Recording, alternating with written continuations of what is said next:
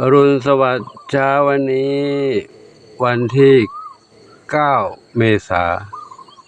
น 2569ท้องฟ้าสวยสดใสดวงอาทิตย์ขึ้น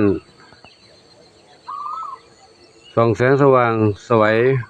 ณท้องทุ่งพุทธสถานวัดโป่งชัยแจ้ห่มลำปาง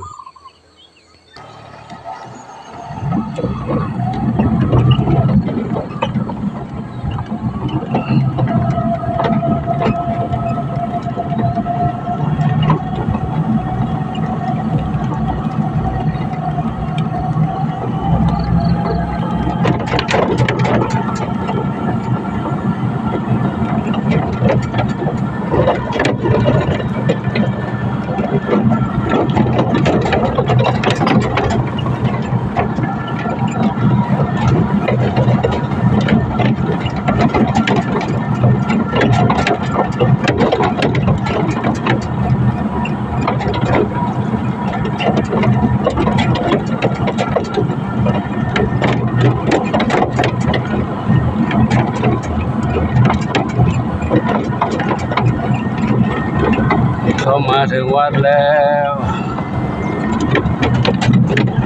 มีรถใครมารออยู่ตรงนั้นวันนี้เช้าวันนี้8 โมงครึ่งต้องนำเหมียวไปหาหมอพี่นันสยันมารอกันแล้วนันสยันมารออยู่แล้ว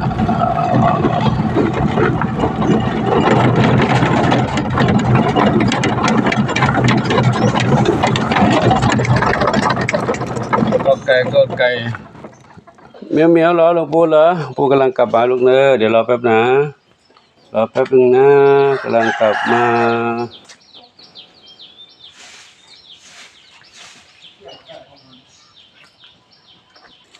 วันนี้ประธานสยานมาแต่เช้าจะมาเก็บกวาดใบไม้ช่วยหลวงปู่กวาดใบไม้ที่วัดโป่งชัยครับหลังจากกวาดใบไม้เสร็จก็จะพาน้องเหมียวไปหาหมอตอนนี้มีเวลาอยู่เนาะก็กลับมากับเก็บกวาดใบนี้เก็บกวาดใบไม้นี่ครับตอนนี้กลับผ่านมีเมียรอปู่เดี๋ยวเนอะเมียมาช่วยแล้วเมียมาช่วยแล้วเมียมาช่วยแล้วให้กำลังใจครับเดี๋ยวไปดูน้องเหมียวในบ้านก่อนเดี๋ยวไปดูเตรียมน้องเหมียวเข้าตะกร้าไปหาหมอแล้ว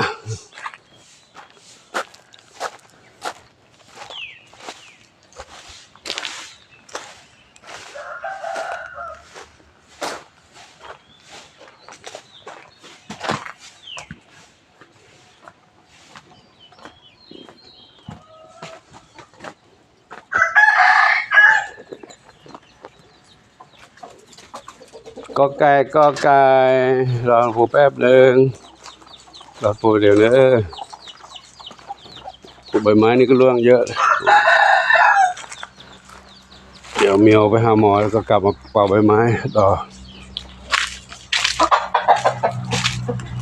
โต๊ะกระเตกเข้ามาในบ้านเจอน้องเหมียวรอหลวงปู่แล้ววิ่งมากันใหญ่แล้วเมี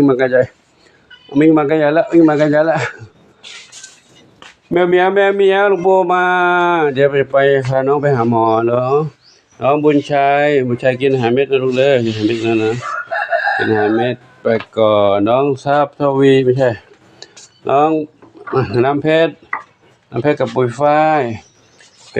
กินอาหารเม็ดที่ลูกเลยปู่ให้วันนั้นแล้วเนาะเด็กกินอาหารเม็ดกันกุบกับตรงนี้เมื่อวานปล่อยละอองน้ำฝอยน้ำฝักบัวตอนนี้น้ำเต็มสระแล้วน้ำใสปิ้งเลยเดี๋ยววันนี้โดนแดดก็คงจะเปลี่ยนสีเพราะน้ำเขาได้รับแสงแดดจะเปลี่ยนสีน้องเหมียวก็จะได้เย็นสบายแล้วจะลงน้ำเหรอลูกเล่นน้ำเหรอ ลงเล่นน้ำเดี๋ยวไปดูน้องนี่ก่อน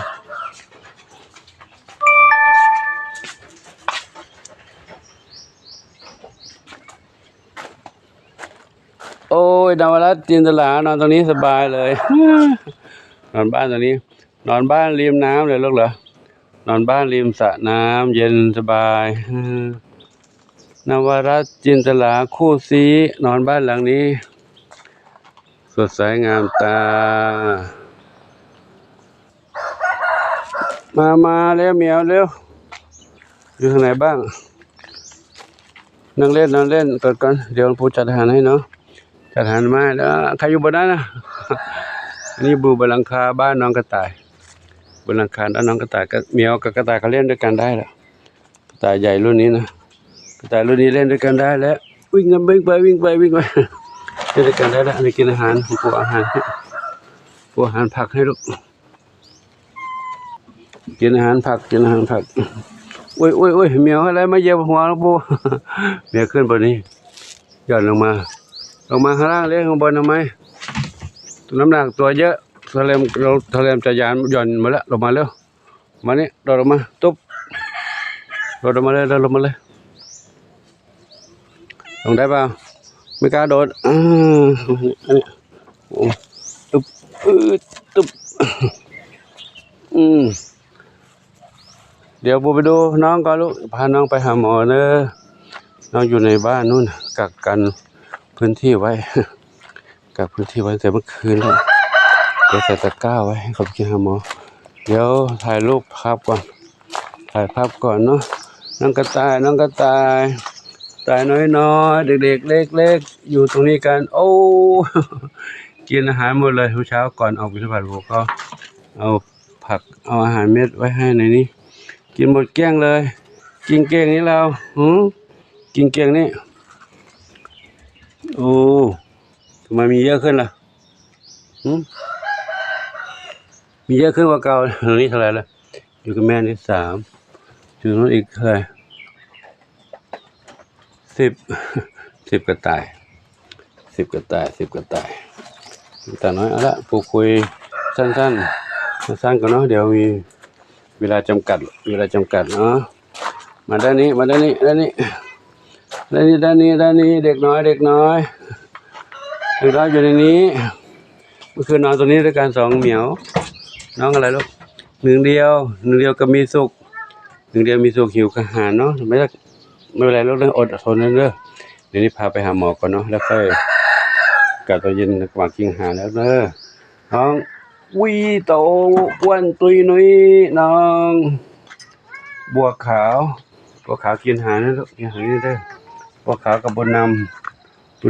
นอาหารอยู่นี่กันนะลูกนะอยู่นี่กันนะบัวขาวบนน้ำบัวขาวเอาละน้องปู่ขอยุติคลิปนี้ไว้เท่านี้ก่อนเนาะเดี๋ยวปู่จะจัดอาหารให้เขากินแล้วก็เอาน้องเหมียวเตรียมน้องเหมียวเข้ากรงเพื่อจะส่งไปหาหมอเนี่ยเดี๋ยวจะไม่ทันเวลาหลายอย่างมีเหมียวรออยู่เนาะขออนุโมทนาสาธุขอบุญกุศลทั้งหลายจงเป็นพระโลปัจจัยนุนำคำชมให้ทุกคนทุกท่านที่มีความรักความเมตตาต่อน้องเหมียวน้องเต่าน้องไก่น้องกระต่ายและสรรพสัตว์ทั้งหลายจงพบความสุขความเจริญมีความสุขกายสุขใจปรารถนาที่ใดขอได้ทุกความมุ่งมั่นปรารถนาทุกกันทุกคนทุกท่านเถิดสาธุอายุวันโนสุขังพระลังเด็กๆวิ่งเล่นกันกุ๊กกักใครอยู่บนหลังก็มีนั่นนะใครอยู่บนโน้น อยู่บนนั้นอยู่บนหลังคาไหลเหมียวเลยนะ1 2 3 4บนนั้น4เหมียวไม่ลงมาเหรอเล่นกันบนเหรอเอาละนะขออยู่เดี๋ยวทีนี้พบกันใหม่ทุกคลิปต่อไปโชคดีมีสุขสาธุโอ้ทางโน้นอีกก็ไหลเหมียวอยู่บนหลังคา อากาศดีๆเช้าๆนะสำหรับสุขสบายไปแล้วเล่นกันสาธุเลยเดี๋ยวพบกันใหม่ครับ